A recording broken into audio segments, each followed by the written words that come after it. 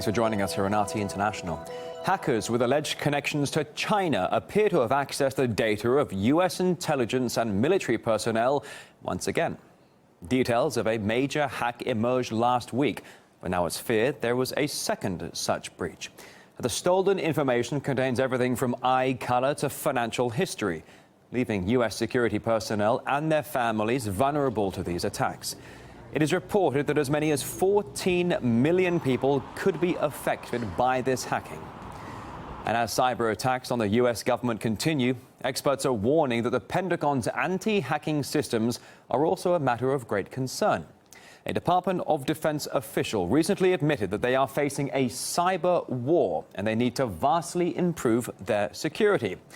Now, this seems to suggest that U.S. military software is vulnerable to hack attacks.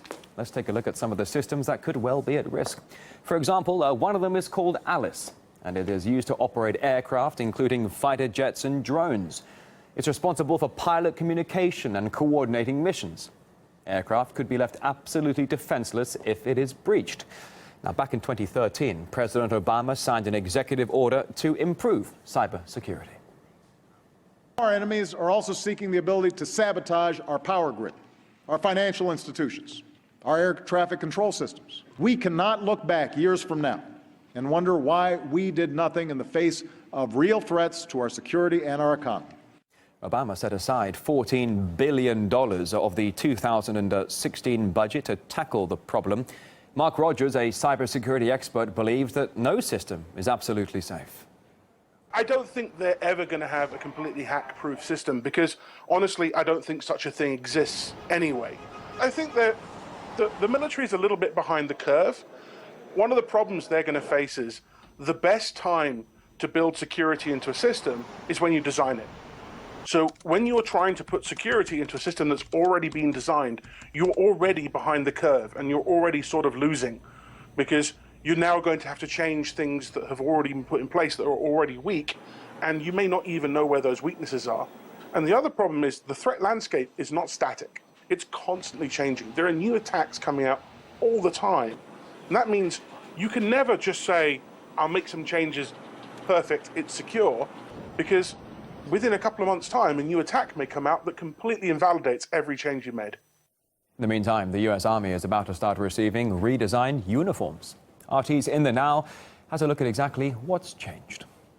The U.S. Army's $4 billion uniform is hitting stores next month, and they're not much different than the $5 billion old ones being replaced.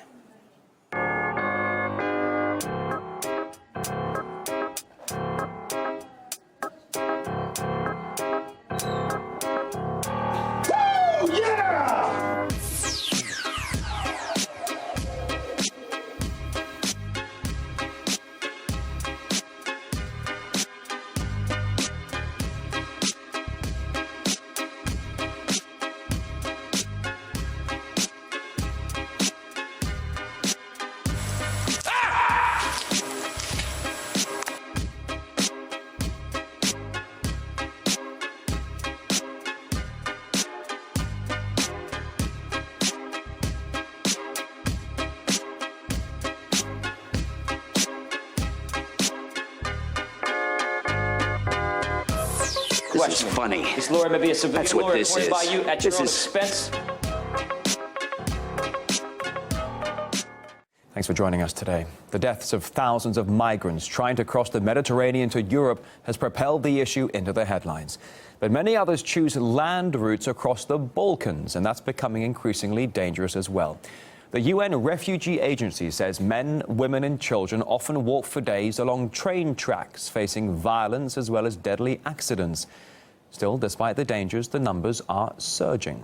According to Europe's Frontex border agency, since 2012, the number of illegal crossings has increased sevenfold. The way to deal with that, according to some European politicians, is to stop migrants in the Balkans without allowing them to move further into Europe. Migration is dangerous. I don't consider it right that they send refugees to us. We think they should be stopped within Serbia. And Viktor Orbán is not alone in his reluctance to accommodate refugees. That has the European Commission proposed a quota system to distribute asylum seekers among member states. The plan was rejected on the spot by at least 10 countries. Even Germany was dubbing the project as courageous but divisive. And statements from some politicians go to extremes. For instance, Estonia's former foreign minister said that a pan-European campaign should be organized to make sure that not one refugee gets across the Mediterranean. A Finnish politician went further, saying that the forced sterilization of African men would discourage them from coming to Finland. That comment was quickly denounced by his party. Now, at the moment, it's Mediterranean states like Greece and Italy that are bearing the brunt of the migrant influx. Italy fears it could receive another 200,000 refugees just this year alone. This as far-right sentiment in Europe spikes as well, is journalist Dan Glazebrook. The emerging consensus is to stop refugees as far as possible before they even get to Italy and Greece, and let them die in their home countries and so on. So unfortunately, I think that there is a consensus, but it's a vicious one, and it should be opposed. Where we've had European countries, Britain in particular, in total denial about their own role in creating the refugee crisis. Mainstream parties responding to the rise of the far right by adopting ever more hostile rhetoric towards immigrants themselves. And at the same time, we're seeing the conditions of the West's kind of crisis of hegemony and the capitalist crisis ever more creating the conditions for war that are forcing refugees ever more to flee their home countries. The presidents of Russia and Turkey have met in the capital of Azerbaijan. They were there for Friday's opening ceremony of the first ever Baku European Games. At the start of the meeting, the leaders exchanged their impressions of the event. Gerçi adı tabii Avrupa oyunlarıydı ama Avrupa Birliği üyesi ülkelerin liderleri falan yok. Турция как кандидат на вступление в Евросоюз представляла весь Евросоюз. Zaten Türkiye Avrupa Birliği üye ülkesi olarak hepsini temsilen buraya Aday. All right, let's cross live now to RT's Medina Kochandova, standing by live in Baku. Good to see you, Medina. There's an awful lot to talk about. Do fill us in.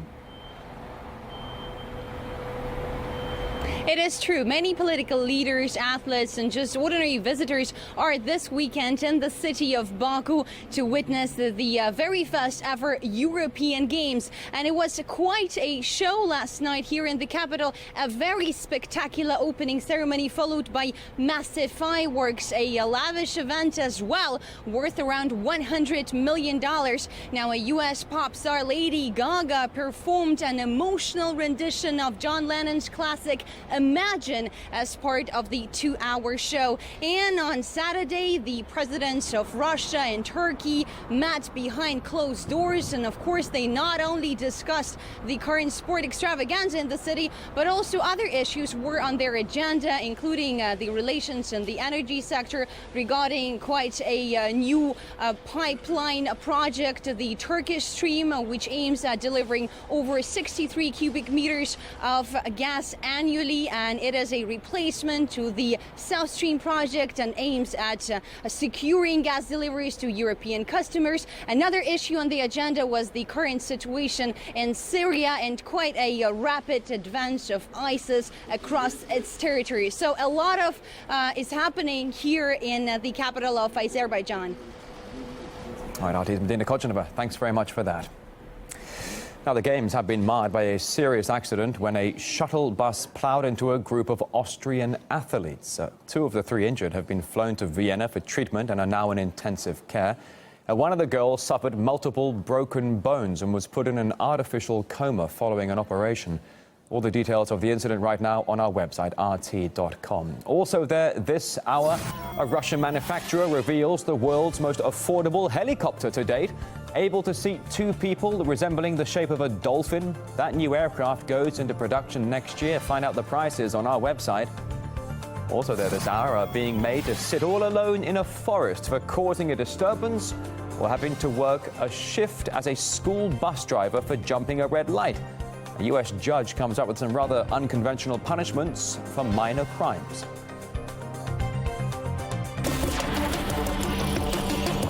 Right from the scene. First-rate news and eye-gripping pictures.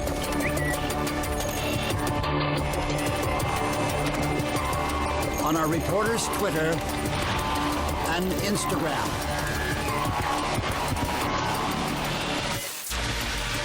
To be in the know, follow us online. A new high-tech hub in Russia, ready to welcome specialists from all around the world. RT's Yegor Piskunov travels to the city of Innopolis. A brand new city built from scratch, designed specifically to attract innovative ideas. Just 3 years ago, there was nothing here but a field.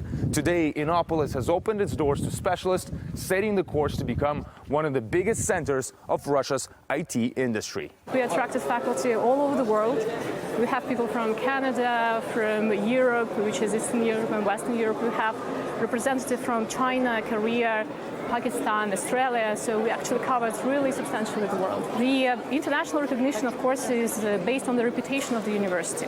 And we are ready in a good way to establish a world reputation and be recognized in the world academic arena, mostly due to our faculty members who are really distinguished scientists. I guess this could be called the central point of the city, where you can really see how it's all been laying out so far and what's already finished. So this is the university. It's already functioning. The student dormitories are behind it, while that's the sports center. The residential area is over there, while that building is the techno park, where most of the professional brainstorming, let's call it that, will take place. It's already finished. The second one is on its way. The plan is that by the end of the first stage of the city's construction, which ends this year, Innopolis should be able to house and provide jobs for up to 5,000 people, while the ultimate goal is 150,000 residents. 2 kindergartens, a school and a medical centre have already been built. That should be enough to serve the needs of up to 30,000 residents. Trees will also be planted here. The Martian landscape you currently see is due to the heavy-duty construction work that was needed. The area around the university has already been filled with plants. I think Innopolis will be quite a green city. This place is surrounded by forests. For sure, this is an ambitious project, but it's safe to say Innopolis is more than an idea and a hashtag. It exists, and judging by what we've seen here, it may have the potential to go all the way. Yegor Piskunov, RT, Central Russia. Up next here on RT International, as some financial analysts say, the global monetary system is headed for a massive crash inside 8 months. Bankers beware. Max and Stacey, the Kaiser Report, coming your way.